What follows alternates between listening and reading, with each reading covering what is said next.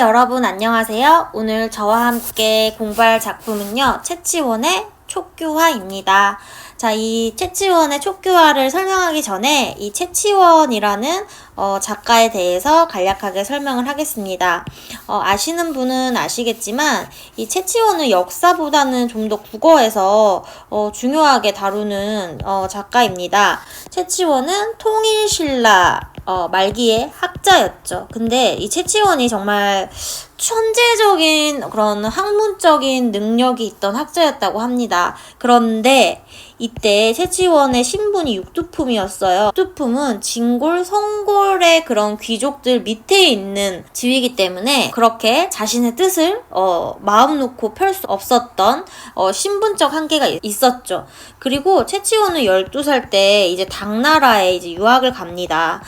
이 당나라에서 이제 또 빈곤과에 급제를 할 정도로 여기서도 또 두각이 나타났어요. 하지만 이 당나라에서 작은 소국인 통일신라에서 왔다고 하면은 이게 그렇게까지 주목되지 못한 거예요. 그래서 이때 황소의 난이 일어나자 채치원이 지은 토항소경문이라고 유명한 문장이 있습니다. 이걸로 이름을 높였고 그 다음에 후에 신라에 돌아왔지만 신분의 한계를 결국에는 극복하지 못하고 그냥 가야산에 응거한 다음에 종족을 감췄다고 해요. 그래서 육두품의 천재학자라고 하면 채치원이지만 이 문학적으로 자신의 그런 슬픈 마음을 많이 달랬습니다. 그래서 그 대표적인 작품이 이제 촉규화가 있고요. 또 다른 한 시인 추야우중이 있습니다. 그 다음에 또 조선 시대에는 이 채치원의 그런 천재적인 능력의 가상 소설로도 나타났는데요. 최고운 전이라는 이 소설 속에서는 멋지게 영웅적인 능력을 발휘하는 그런 내용이 나오기도 합니다. 그래서 우리가 문학을 공부할 때 이제 채치원 정도는 알아두는 게 좋고요. 그 다음에 이 촉규화에서 이 촉규화의 의미는 뭐냐면요, 접시꽃을 얘기합니다. 저는 접시꽃 하면은 접시꽃 당신이라는 도종원의 시도 생각이 나는데 이 접시꽃이 뭐냐면 그냥 들에 피는 그런 보라색의 작은 꽃이에요. 그래서 이 접시꽃이라는 대상이 채치원의 소외된 그런 상황과 심정을 드러내는 자연물이 된다라고 합니다. 그래서 이 촉규화 같은 경우는요, 여기 보면은 지금 정막 황전측으로부터 이제 시작하잖아요. 그래서 이렇게 한문으로 쓰여진 시를 우리가 한시라고 하고요. 여기는 총 8줄입니다. 그걸 보고 율시라고 합니다. 그 다음에 보다시피 5글자로 되어 있죠. 그래서 갈래는 오원 율시다 이렇게 정리를 하면 됩니다. 이 한문 자체를 배우는 건 한문 시간에 하는 거고요. 지금은 국어 시간이기 때문에 이 우리말 본 여기를 집중해 주시면 될 것 같습니다. 자, 그러면 우리가 1구부터 한번 같이 볼게요. 적막한 황무지한 모퉁이에 다복하게 꽃 피어 가지 휘었네 라고 시작을 합니다. 이게 비록 한시지만요, 분석하는 방법은 현대시랑 마찬가지입니다.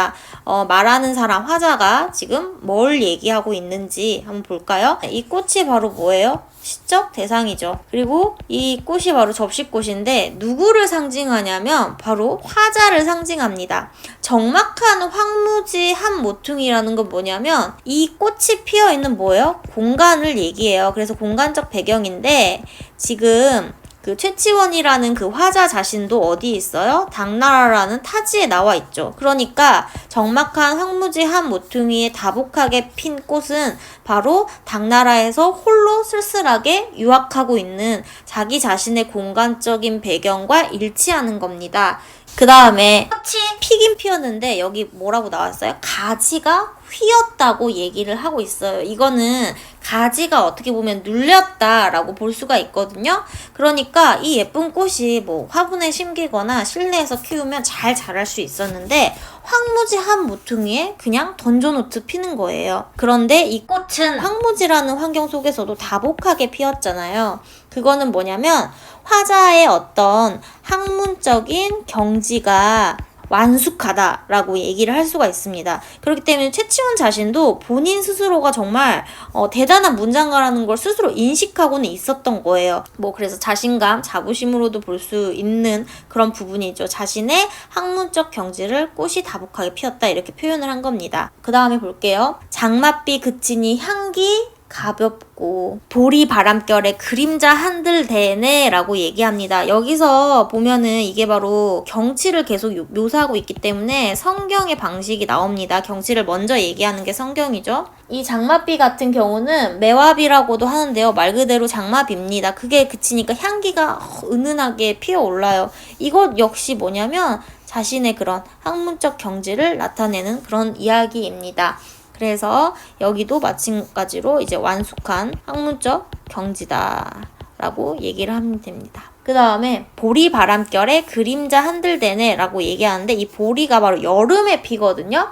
그래서 지금 초여름의 그런 계절적 배경도 알 수 있습니다. 그래서 이 광경 자체는 삭막한 황무지에 아름다운 꽃이 피어있는 그런 광경입니다. 그 다음에 이제 정서가 나오는데요. 한번 같이 볼게요. 수레탄이 니라서 보아줄까 벌과 나비 때만 날아든다네 라고 얘기를 합니다. 여기서부터는 이제 정서를 얘기하는 건데 여기서 화자의 감정을 잘 읽어볼게요.